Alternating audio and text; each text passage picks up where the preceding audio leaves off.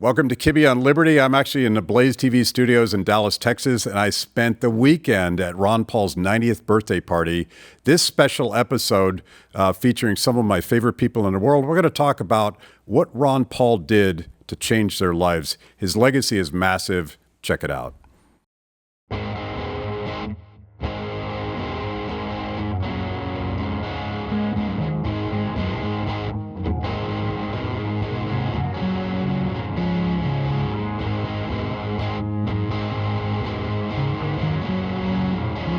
Welcome to Kibbe on Liberty.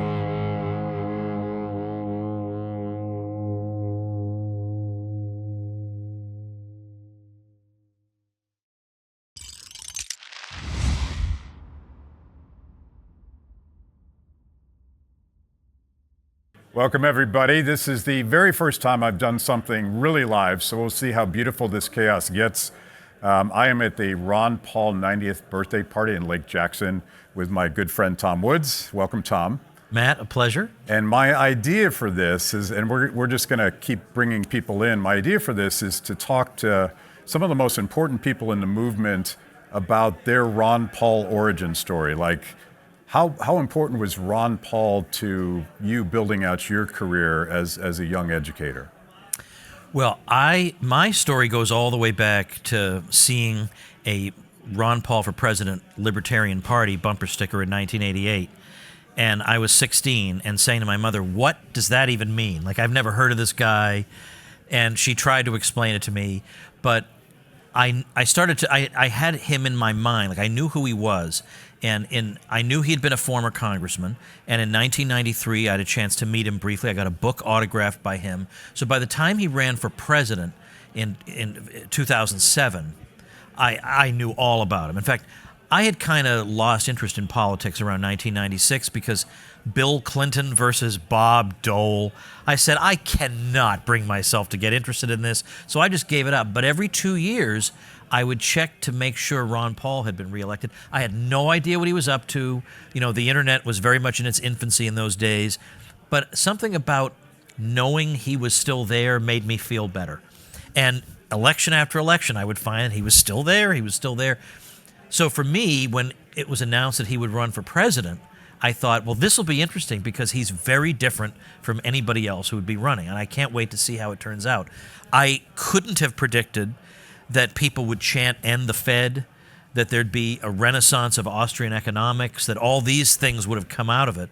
But it definitely gave me a boost in a number of ways because I started being the opening speaker for him at a lot of big events, and people got to know who I was. And there was in 2009, I was at CPAC, the Conservative Political Action Conference in Washington, or I don't know if it's outside Washington, it doesn't matter. But at that event, that was the event in 2009, at my book Meltdown on the Financial Crisis had just come out. And that was the event where for the first time, I was surrounded by people who wanted to get a picture with me and get my autograph. And I was standing there talking to Dan McCarthy, who's at ISI now. And all of a sudden, when the doors opened, this happened. I remember looking over at him, Dan, what is happening? I don't know quite what happened, but being in this Ron Paul orbit has been a real thrill for me because, for one thing, after he left office, he decided to create a homeschool curriculum, self-taught, video-based K through 12. And he said, would you create some courses for that? So I did that. And this is stuff, yeah, I could have created those courses for my own audience, but this is Ron Paul asking me to do it. And I really felt like being able to do that was my way of, feeling like something that you've accomplished will outlive you. Like this could help educate people for the long haul. And it was all because of this one man. I mean, I know people who have gotten married because they met during the Ron Paul movement. And I mean, there were all kinds of crazy, great outcomes that happened that he could never have predicted. But with me, it was like, I knew this guy was a hero. I was going to be glued to the set when it came to his presidential campaign. And in fact, I remember there would be video clips coming out every day on YouTube, like a bit of a speech he gave, a bit of an interview.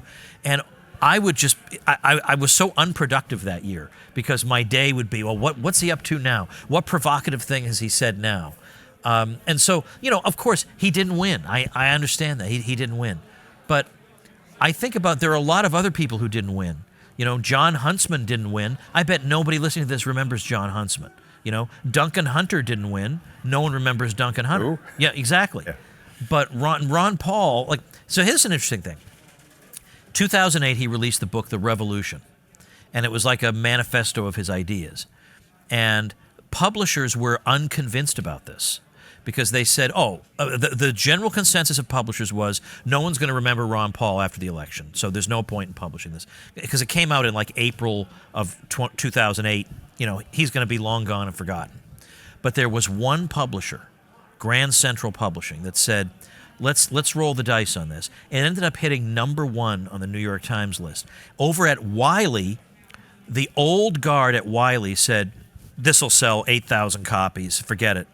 But the young people at Wiley who tried to get this contract said, it'll sell 8,000 on the first day. You don't get the phenomenon that this guy is. Yeah. I heard about Ron Paul for the first time in probably 1982 from my professor. Oh, you got me beat. Because I'm older than you. Dr. Hans Senholz, who was an intellectual mentor. Yeah. And he kept talking about this young congressman who was talking about honest money and all of that stuff. But like you said, back then, the club, we all knew each other by name because there weren't any of us. Right. And something happened with the first Ron Paul Republican campaign and followed by the Tea Party. The Ron Paul Revolution, the Tea Party, was fueled by the internet and social media. Yeah. And that democratized everything. And these ideas that were so important and persuasive to us, we finally had the megaphone to we could reach everybody. Yeah. And it meant that if you had an idea that wasn't somewhere between Bill Clinton and Bob Dole, you might have a fighting chance of being heard. If you had a criticism of the Federal Reserve, no one had criticism of the Federal Reserve, you might actually have a fighting chance of being heard. Or if you thought that the debate over U.S. foreign policy was much too narrow, it was just between two different wings of interventionists. What if there was a non-interventionist? You actually had a chance for being heard. I think in 2008, a lot of Americans weren't quite ready for that message yet because it was so different from anything they'd ever heard. And now it's for half the country, it's the most obvious thing in the world. We should stay out. Yeah. And, for a hot minute, you had Elon Musk, the head of Doge, talking about ending the Fed, very expressive on the non-interventionist ideas of Ron Paul. So we're knocking on the door to the halls of power now. And it's not driven by, save for brave hearts like Thomas Massey, it's not driven from the inside, it's driven from the bottom up. Yeah, and that's been what a bizarre thing this has been to observe over the years. I mean, when that first campaign was taking place, you will recall distinctly that the media went out of its way either to ridicule him or ignore him. He just was not a factor. I'm probably tonight going to mention, because I'll never forget this, in 2012, they still were trying it in 2012. MSNBC had a graphic on the screen, and it was a list in order of how much campaign cash they had on hand of the GOP candidates in Q2. And it was Romney. Romney was number 1, but Ron Paul was number 2. But on this graph, they had number 1, number 3, number 4, number 5. There was no number 2. And so it reminds me of in the first campaign. Now, people will argue about whether this was a good use of money or not. I refuse to consider such mundane concerns. The Ron Paul movement ran a blimp over the country as a way of saying, look, NBC isn't going to tell you about this guy. No one else is going to tell you about this guy. What if we put a blimp in the sky that tells you to Google Ron Paul, So corporate media was always a problem, but I don't think they appreciated at that point the power of social media, and they would have eventually the censors would turn their targets on social media. But at that time, the money bombs were literally bombs because everybody could do it without their permission. And it was so this was a guy who had, without complaining, given speeches to rooms full of 35 people, and now he's giving the same speeches to a room with 3,500 people. And watching these money bombs come in, and he's changed nothing about himself. He doesn't flatter people. He doesn't say what focus groups want him to say. He's the same guy, but yet he had reached the remnant. It's that intense sincerity, I think, was so revolutionary. I mean, he doesn't seem like a revolutionary guy, but in politics, sincerity is hard to find, if possible. He's unrehearsed. Yeah. Yeah. It's real. So what do you think the future holds? We have about a minute left.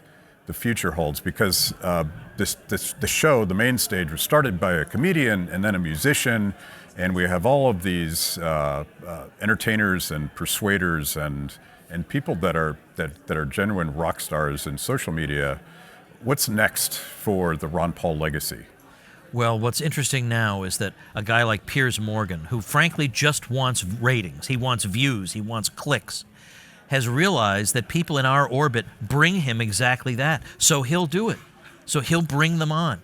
And so our folks are getting more and more exposure. And again, not by selling out, not by compromising, but being interesting, informed, entertaining, lively, and different, not the same old drones we're all accustomed to. So for that particular reason, and in that regard, I have some optimism for the future. Yeah, I love watching Scott Horton and Dave Smith pick apart their debate partners. Yeah, it's a blast. It's a beautiful thing to see. Yeah. Thank you, Tom. I really appreciate you doing this. My pleasure, Matt. All right.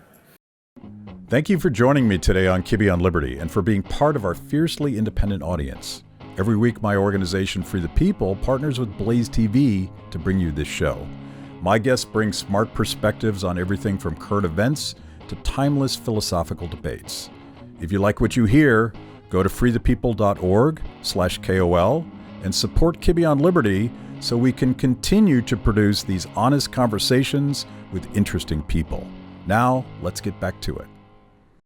Okay, Bobby, I'm meeting you for the first time live. Yeah, thanks. Good to meet you. And give us, I want to talk about your Ron Paul moment. Yeah. But I think people need a quick elevator pitch. You're a crypto entrepreneur, and you're doing some pretty innovative stuff. That's very recent in my Ron Paul story. I've been doing honest money since 2008. I started the American Open Currency Standard back when I figured out that there was something wrong with the world, and that every rabbit hole I went down to find the solution, there was always the same thing. It was always money. And so I tried to figure out who was doing something about the money supply. I found this thing called the Liberty Dollar. I kind of liked it, but thought I could do it better. So I started the Open Currency Standard. 15 years later, I finally took off my gold and silver blinders and got totally into cryptocurrency because it's just the future of money. And the world's not making any more gold and silver coin buyers. And so if we're going to be successful with our mission of honest money, we have to use the tools of today's times. We have to use the tools that the kids are using. If children are the future and the future is digital and we want them to embrace the same things that are important to you and me, we've got to speak to them in their language. And so my daughter, everything that's valuable for her is on her phone, right? She's not going out and buying a safe to fill it up with gold and silver coins. So I finally saw that. The writing was on the wall for me in 2023. I set out to figure out really which crypto was the best. Everything I came across, I always had the same problem. It's all almost now totally controlled by the same banks and institutions that Bitcoin set out to disrupt, or foreign nations. And so when I figured that out, I said, we need a made in America crypto. This was before it was cool to say that. Yeah. And so I said, let's make TEXITcoin. Nobody's done that yet. Let's create a coin for Texas, by Texans. And our strategy that makes us different from everybody else that's in the crypto space is that we're exclusively building our digital currency mine here in the state of Texas. And so it's the only one that has a geographic limitation on that. But this whole story began because of Dr. Paul. And I virtually met him back in 2007 on the movie America, From Freedom to Fascism. I don't know if you remember seeing that back in the day. Yeah. And we're in his office and he's got this little paper inbox on his desk that says, "Don't steal, the government hates competition." And I'm like, what is this? Who knew that there was a man in government today that actually has integrity and makes principled, decisions that follow the Constitution? What a kind of a unique thing. And so I made a Ron Paul coin, and it ended up being a bit of a success. I got to present him with the first one at Freedom Fest, Las Vegas, 2009. So that was the first time we actually got to meet in person.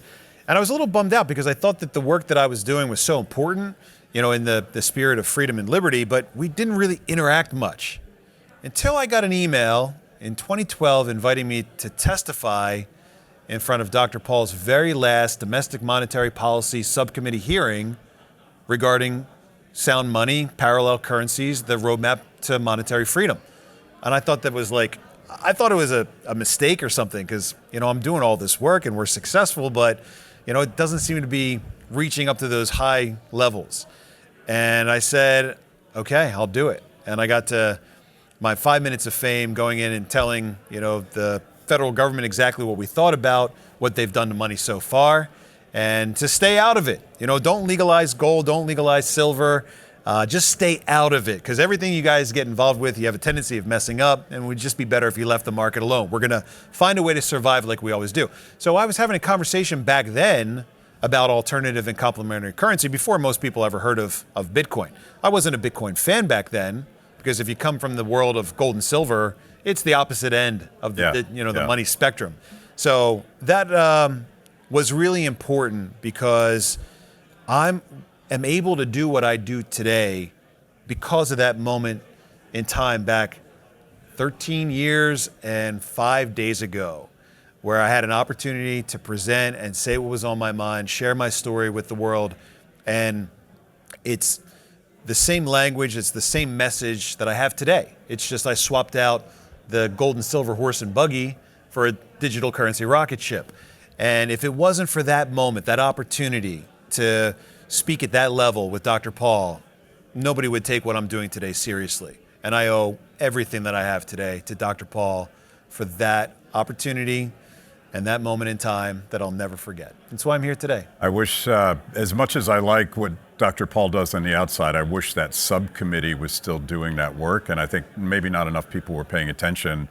I wonder what Dr. Paul or you would say about what's happening with Washington, D.C. vis-a-vis crypto generally, because we at least jumped out of the frying pan when the SEC was openly hostile to all crypto entrepreneurship and trying to throw people in jail just for being entrepreneurs. And it's great that that's completely changed. It's absolutely wonderful, but I don't trust any of it. I don't know how much you trust. When the government says they're going to get involved in something, it usually means to watch out, and they've got some other agenda. So I'm concerned as well. There's a lot of discussion today about CBDC, the central bank digital currencies, and we've promised to kill those things, right? Right. Executive order saying we will never have one, and yet if you go out to like a gun show and you talk to normal Americans and you ask them if they're into crypto, they say, yeah. Which one? XRP. And that seems really strange because XRP kind of seems like a CBDC to a certain extent. And so we'll see what happens. I think that what we can definitely appreciate is, like you said, the crypto task force at the SEC has been disbanded, and now we're going to see a lot of creativity. We'll see a lot of development in that space, which for a long time was very difficult to even think about doing without your bank account getting shut down or getting a nasty gram from somebody that says you can't do that here. You got to go find some other part of the world to develop your blockchain-enabled business. So we'll see. It's yet to be really known what the government's got up its sleeve. I always take comfort in the fact that politicians like Elizabeth Warren or Hillary Clinton are apoplectically worried that someone might actually be able to trade something anonymously, might actually be able to hold something of value anonymously.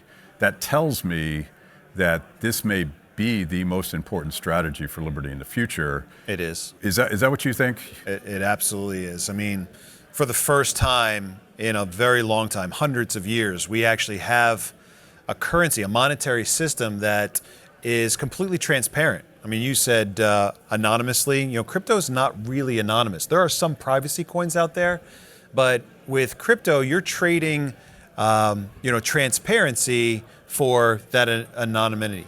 And so we now have a monetary system where we know exactly how many coins there are. We know exactly how many they make per day. We know who gets them. We know what's required to get your hands on some of those freshly mined coins.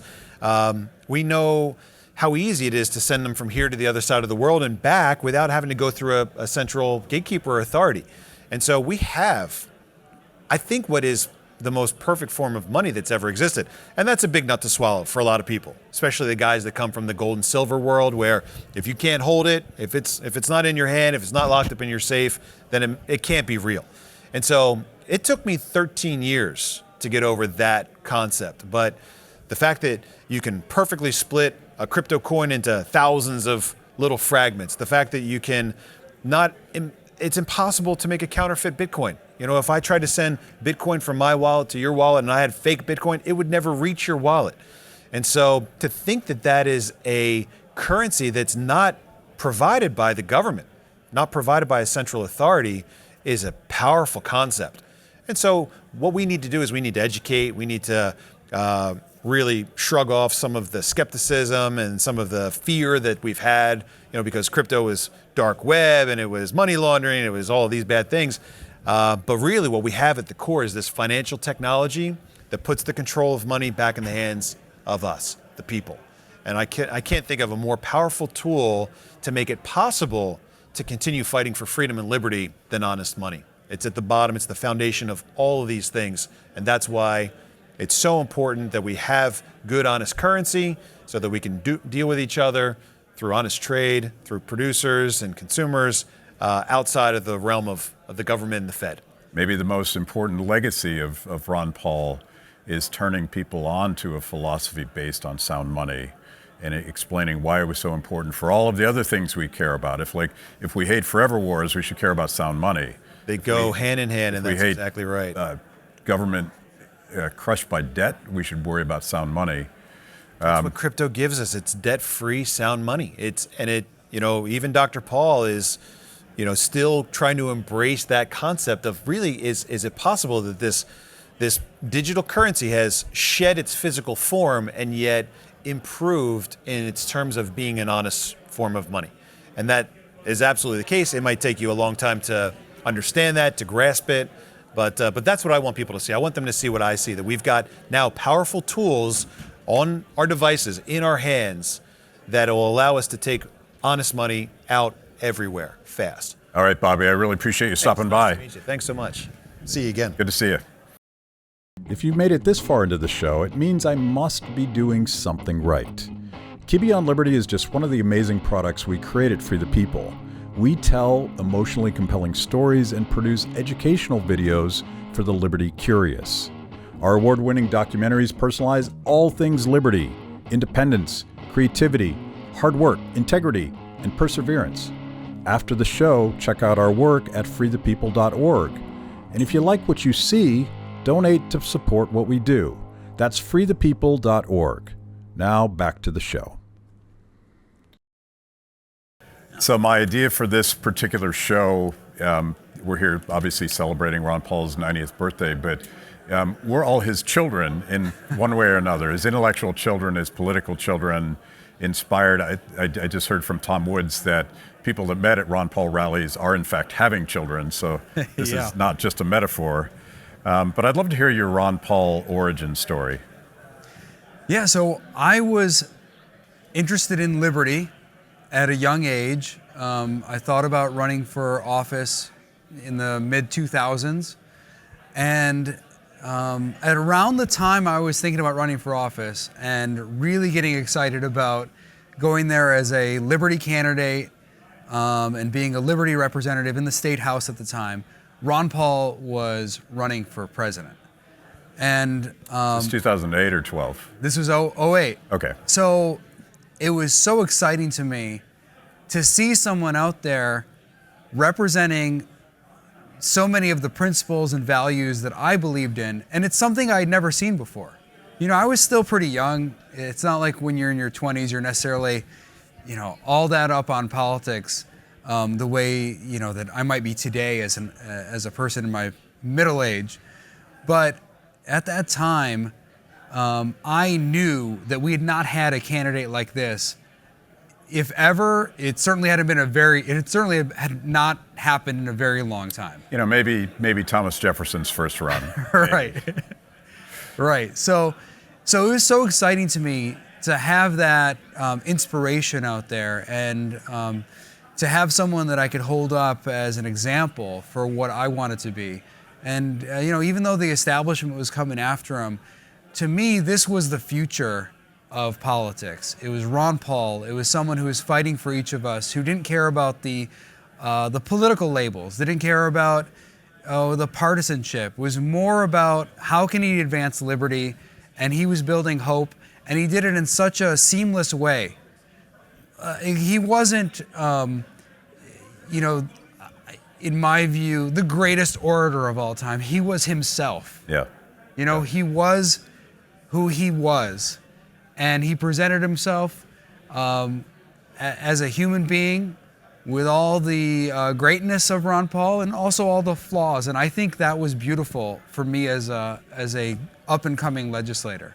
And so weird in politics to have someone who is so fanatically sincere. Right. Like you just knew he wasn't lying to you, and that was such a different thing. Exactly. Like he was a guy who would say what he thought, and if people booed him, and if people didn't like it, he didn't mind. He knew he was speaking something that he believed in, and you could tell. Like, he wasn't worried about the appearances. He wasn't there to put on a show for people or to please people. He was there to tell you what he believed, and the way he would talk about the Constitution, and how he wanted us to return to those central and basic principles. It was so inspiring to me as a young legislator or young candidate at the time. Did you and Thomas Massey, when you served in Congress together, ever fight over who was the authentic Dr. No as the inheritors of the Ron Paul legacy? I was thinking about this because I actually worked on the Hill way back when Dr. Paul was there, and he was all alone. Like, people cannot appreciate. They made fun of him. Dr. No was not a compliment, and they made fun of him because he would just vote no on things. But by the time that you and Thomas got there was a little bit of safety in numbers, maybe not enough, but it was different. You could work together with someone that actually shared most of your values. Yeah, it definitely helped to have Thomas there. I hope it was some relief to Ron that I was there to provide a little bit of backup in that term we served together, and then Thomas came soon after that, and then there were the three of us. Okay, so you guys did cross over. Yeah, okay. We did. We were all there together. Did he literally hand you the torch? There was no handoff, and I never feel like I'm worthy to really take that torch. The thing he has, none of us really has in the same way. There are other ways in which I hope that I have been influential, and I hope that maybe in the future I will continue to be influential. But nobody has quite what Ron Paul has. Yeah. And with Thomas, the great thing is I don't think we had to fight over who is gonna take the torch in that sense, because Thomas and I voted so similarly on many of the controversial pieces of legislation that it wasn't ever an issue. Before, if Thomas was not there, the votes would have been something to one a lot of times. Without Ron Paul, without Thomas, if it was just me, it would be something to one. With Thomas there, it was always something to two. So I am a recovering political activist, and you and I over the years fought some political battles together. You are a recovering congressman. And I wonder what you like, and I think about Ron Paul, so he used politics as a cultural stage, and I think his impact outside Washington, D.C. is astronomically larger than anything he could have done in Congress. Do you have an opinion, and I don't think it's an either or thing, but do you have an opinion about where your voice, our voices should be? Should we be in Washington, D.C., or will you convince my wife to let me leave? I do think we need those voices in Washington, D.C. I was talking earlier to people during the celebration about how Congress is not going to save us, right? We have to save ourselves. Right. It's going to happen in our own communities. It's going to happen in our churches. It's going to happen in our neighborhoods. We need to do the work as people who care about liberty. Congress is not going to be there to save us. But it is important to have those people standing there standing up for principles, whether it's Ron Paul or Rand Paul or Thomas Massey, it's important to have those people who serve as a beacon for others, who you can look to. And even if they're losing those battles, you can look to them for inspiration, because that's how I got started. And I think we have to have those people to inspire that next generation. So it's not just about how can we build in the community on our own. We have to have that person who is shining the light and saying, hey, follow me. I might be losing right now, but you can be part of my team here. You at home, you can be part of this battle, and we can do it together. Yeah. Thinking about the Ron Paul revolution in 2007, 2008, that in many ways morphed into the Tea Party. There was huge overlap in those two things. And of course, the Wall Street bailout happened. So it's a perfect storm. And technology, for the first time, allowed people to find stuff out for themselves, because the media wasn't going to tell them. They never would have. And your career was very much born in that foment. How confident are you that the ideas of Hayek, who I know is very important to you, the ideas of Mises, the ideas of the Austrian economists and the Scottish Enlightenment philosophers, that whole body of stuff that you and I love, how confident are you that we can make that cool with the kids? I think we can. It's going to take some time. Right now there's a MAGA movement, and sometimes libertarians feel at home within that movement as well, but there are big differences. And I think what Ron Paul presented was much more hopeful than what we see today. And I think that there will be room for that next generation to embrace that hope again. There will come a time when we say, okay, enough with the tension and the partisanship and the animosity, and we want to embrace hope for a better future where people work together, they come together, and they try to advance liberty and let people live their lives and make decisions for themselves instead of having someone else make decisions for them. So I am a believer that this will come around and we'll have a future where those views are again front and center. But it's going to take some time, and it's going to take people who are standing up both in Washington and at home to make that happen. So you're reminding me of an ex-post from Daniel McAdams, who is a longtime Ron Paul associate and was recounting being there working with Dr. Paul on his final exit speech, which if you haven't seen this, everybody go right now and download this and watch it 5 times. But the thing that Daniel said that I think echoes what you just said is that the most important thing about Dr. Paul was that he was hopeful. He loved the American people, he trusted them, and he had hope that we had this ability to work things out for ourselves. So if there is such a thing as hopeful populism instead of resentful populism, I mean, I call myself a libertarian populist, and I think it's a hopeful philosophy.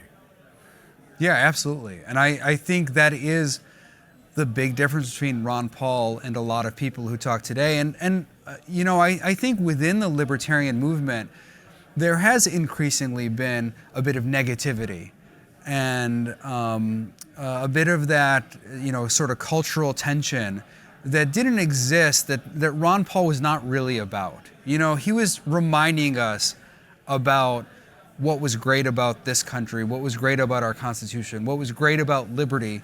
And, his view of people was that they were good, that they could come together and they could make sure that people live in a free society. And I think today there is more resentment, and it's unfortunate, but to me, that's what I remember most about Ron Paul. It was that positivity. It was that sense that things were going to get better, and not such a focus on like how bad things are, but more of a focus on, isn't what we have beautiful? We have a beautiful Constitution. We have beautiful people who can come together for liberty. Yeah, I love that. So any words to Dr. Paul as you wrap up Well, I just want to say thank you to Dr. Ron Paul. He really did change my life.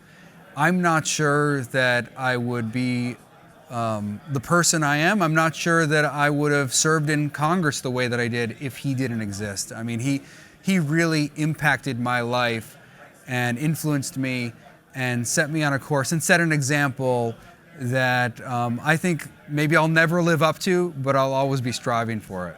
Love it. Love it. Thank you for coming by. Thanks, Matt. At Kibbe on Liberty, freedom is a lifestyle 24/7, something you live and breathe and wear every day. If that describes you, you need the very best Liberty swag in the market today, just like this shirt I happen to be wearing. Go to freethepeople.org/KOL and check out our exciting merch. You too can love Liberty and look cool. So now an actual live congressman, so we're just going to spend the next 10 minutes blaming you for everything. Always. Everything. Yeah. So what I'm doing is I'm bringing a bunch of people onto my show, and I really want to hear your Ron Paul origin story. You're an actual Texan. Yeah. So you probably have one, and I don't know what it is. Yeah. So, when I was kind of coming of age politically in the 90s, there was this congressman from Texas who was, I think, on his second go, right, in 96, if I get my time right, as I just come out of college. And, he was kind of speaking this language that I was trying to figure out and understand and talking about things that, and I'll tell you, funny, like now all my buddies in the Freedom Caucus and a bunch of people were all saying that, how many times every day I hear the phrase Ron Paul was right, in terms of the Fed, in terms of spending, in terms of, I heard you say that on stage, and I want to stop you there. Yeah. How many of them are willing to say it out loud in public? Well, not as many as you would hope, but I think maybe some increasing numbers though, right? I mean, in terms of certainly the principles, right? In terms of the Fed, in terms of recognizing how far awry things have gone. And I think it's just taken too long to get there. But bottom line is with Dr. Paul, he was speaking a language that was, for me as I went to UVA, kind of a Jeffersonian kind of worldview, understanding the Constitution and understanding the Declaration and all the principles. But the whole notion of not just the Fed, but spending and the size and scope of government. There was a Republican establishment that was talking a big game about balanced budgets and things, but were completely off the map. They're just completely not, where they needed to be.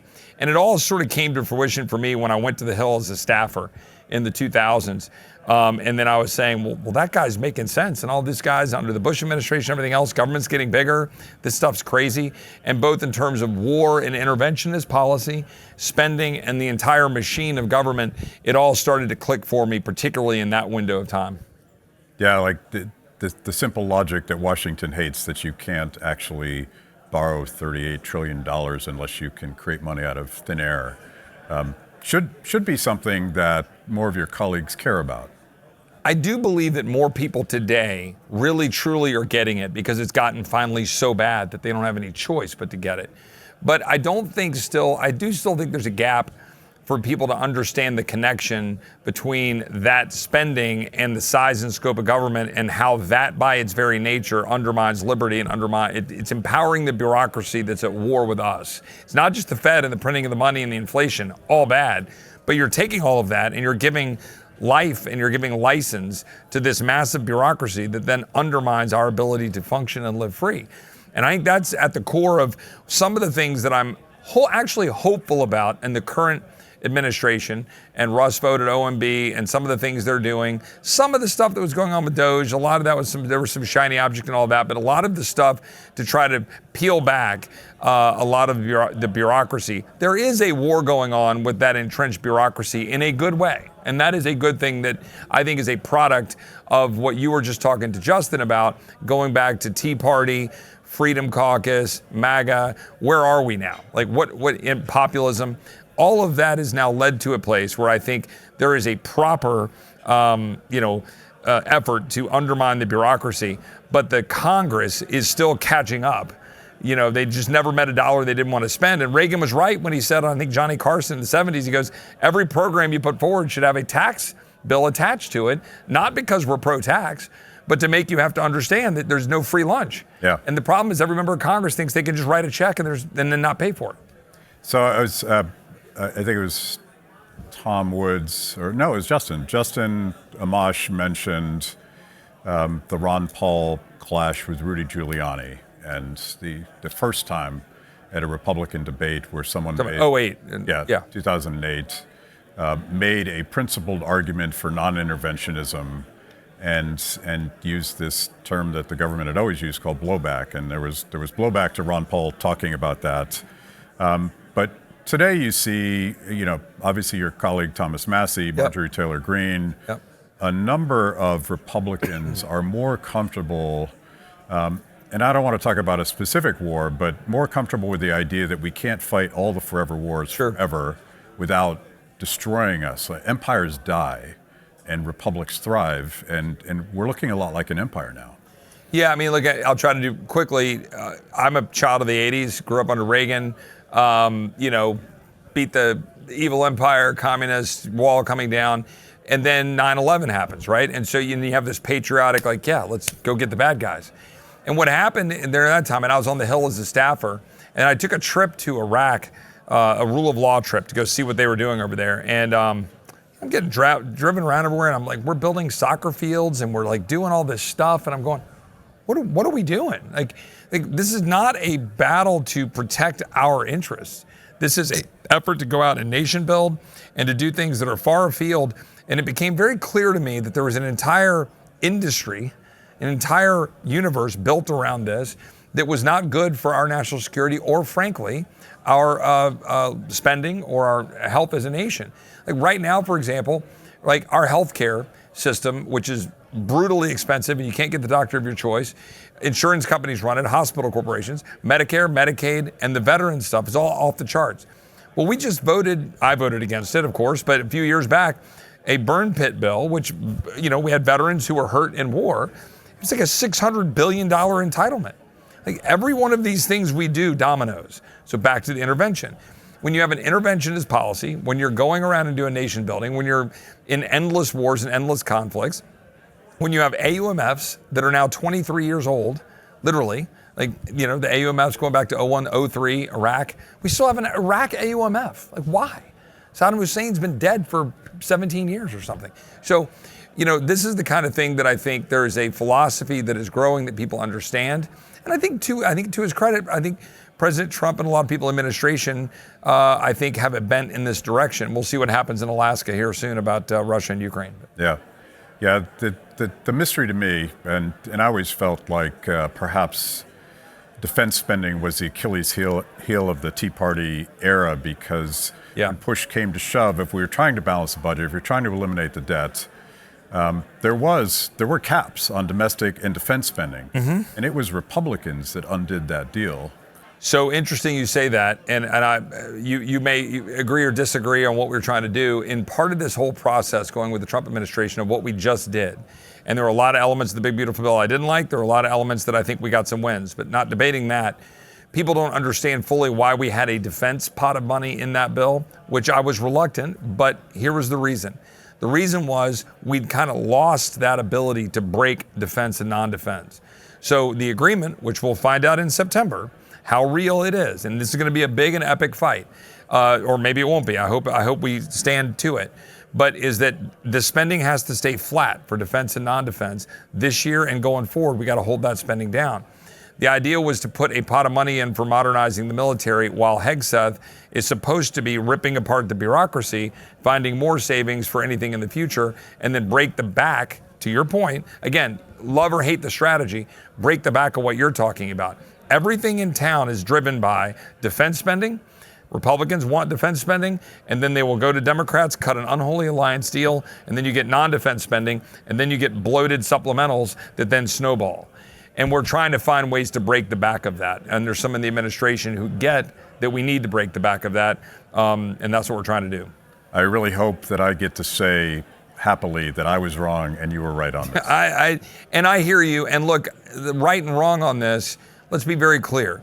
And I'll say this, I've said it publicly at the time, and I was in the Rules Committee putting up charts and concerns with where we are on the spending levels and on the big beautiful bill. But in terms of Medicaid restraint, in terms of cutting out some of the subsidies, in terms of work requirements on some of the food stamps and on Medicaid, in terms of some of the policy changes we got, some of those were things we never did before that we were able to actually crack open. Now, the expense for doing those things, very costly. The problem with putting defense spending into a mandatory bill, very concerning. But at this point, it's almost like the convention of the states debate, right? Or like whether you want to open those things up or not. At some point, you're like, we got to try whatever we can, because whatever's been working has not been working. Yeah. So I'm open to whatever we can. When I've got some friends at OMB that want to go slash and burn some of this, I'm like, well, let's try. Well, I want you to bring this message back to your fellow conservatives, because the thing that's always mystified me as someone that I started off as a budget hawk. I was a budget economist, and I was focused on this. And the more you looked at it, you realized you couldn't balance the budget with exploding defense spending, and that had to be part of the story. But there's a blind spot with conservatives, and if Dr. Paul was here, he'd I think agree with me.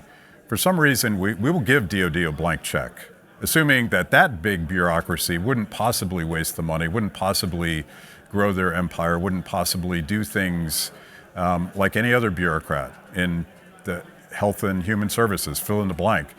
Conservatives are very good fighting against the welfare state. Yep, but horrible on defense. I agree. I do not disagree at all. What I am, I'm going to be modestly rolling the dice on right now is that, and part of it was like what leverage you have. I mean, you have a narrow majority. You're trying to figure out how to hold the votes. But what I'm rolling the dice on is that there is a stated desire by Pete at the Pentagon and by some in the administration to blow up what has been driving that for decades, which is the appropriators having their teeth in the appropriation cycle during the discretionary, to then go to K Street and go to all of the lobby around town and to go all of the contractors who are driving all the show. And now there's an effort to say, what can we do to break that up? Can we get more nimble and better defense on lower budget with better contracts, and then get the Pentagon to break what they've been doing for 3 decades? There is at least a recognition that we need to do that.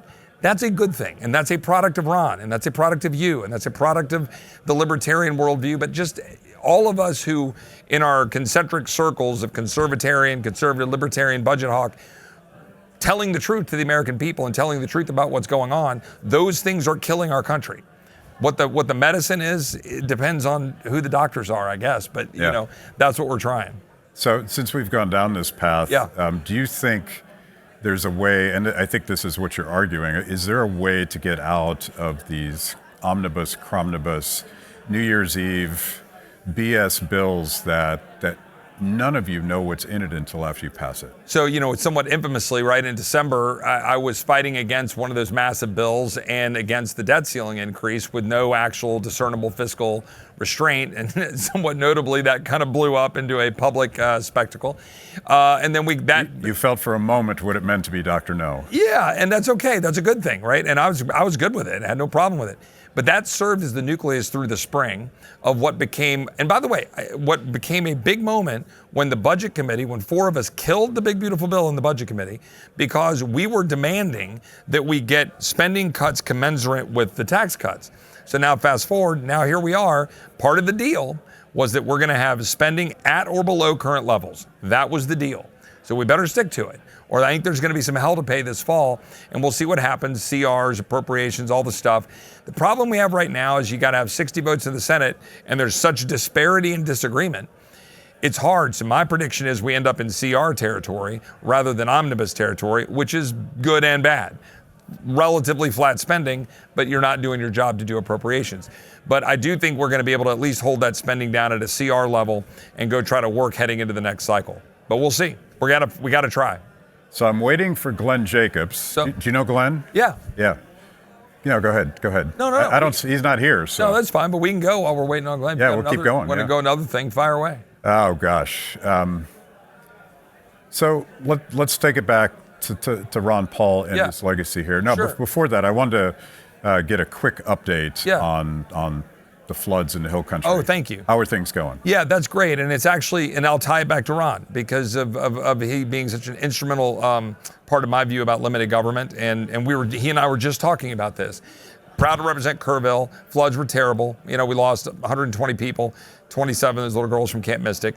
But the amount of faith-based and community-driven response to that has been so uplifting in a response to that. And importantly, $100 million of giving that has gone to the Community Foundation of the Hill Country. And unlike some of the money that I think was wasted in California, this is money that, and we're getting updates on real time, going to people in real time to help them, help get them back on their feet, small businesses, cash flow, interest-free loans, all sorts of things to help people function.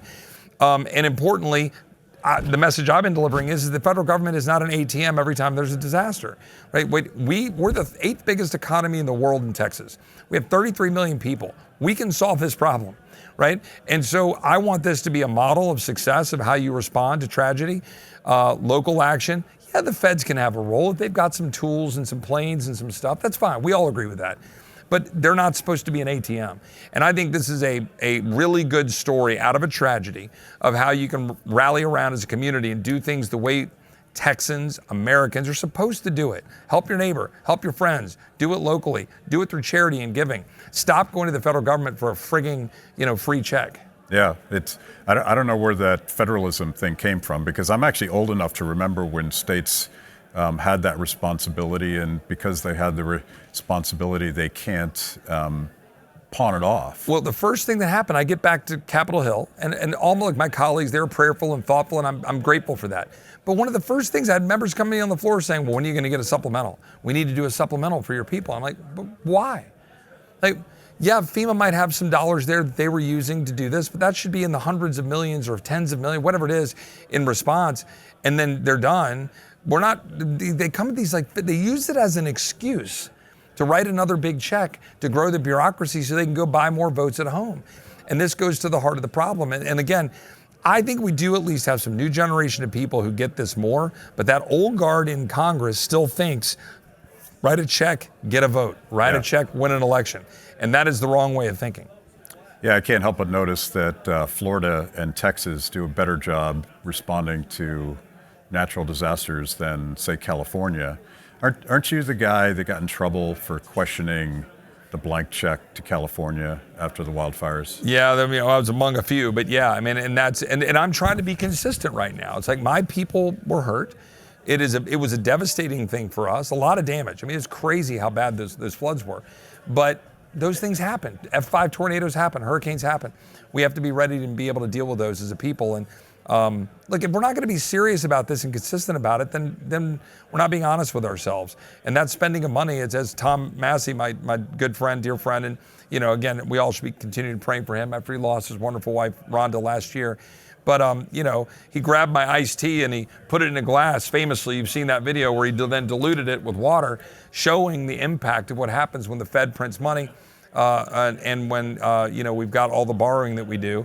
And look, I'm still optimistic that the legacy of Ron Paul, Tea Party, Freedom Caucus getting founded, and core elements of the MAGA movement is a response to the old guard establishment, Republican and Democrats, who have been spending us into oblivion.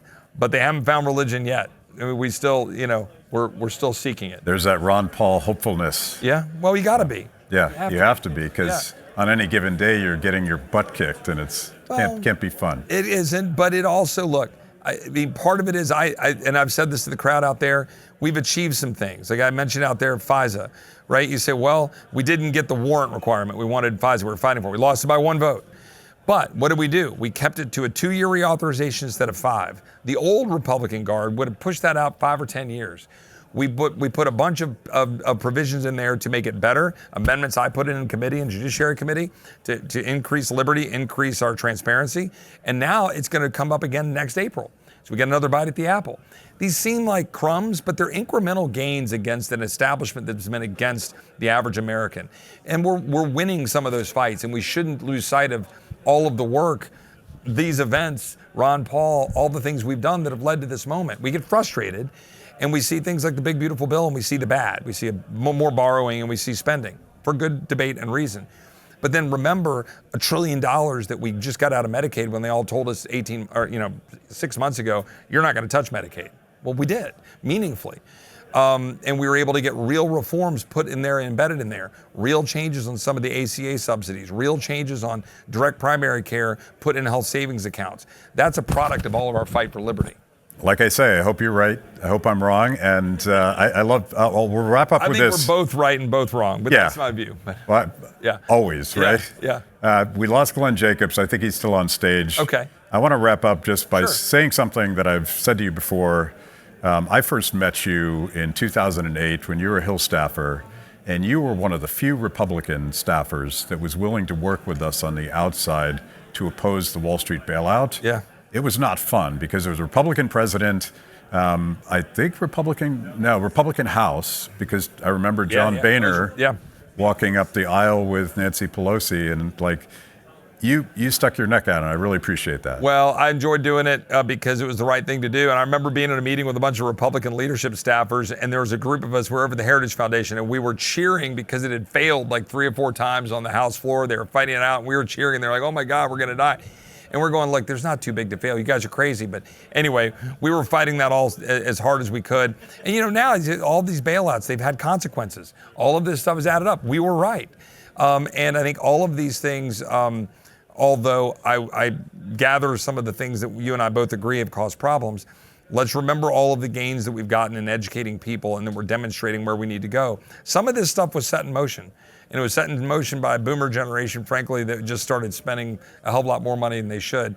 And now you've got, I think, new generations of Americans who might get it and can do something with it. Well, out of the Wall Street bailout was born the Ron Paul revolution, and the Correct. Tea Party movement, and momentum that we had. So I always look for an opportunity. Amen. Thank you, Thanks, Congressman. man. Appreciate it. Yep. See you, man.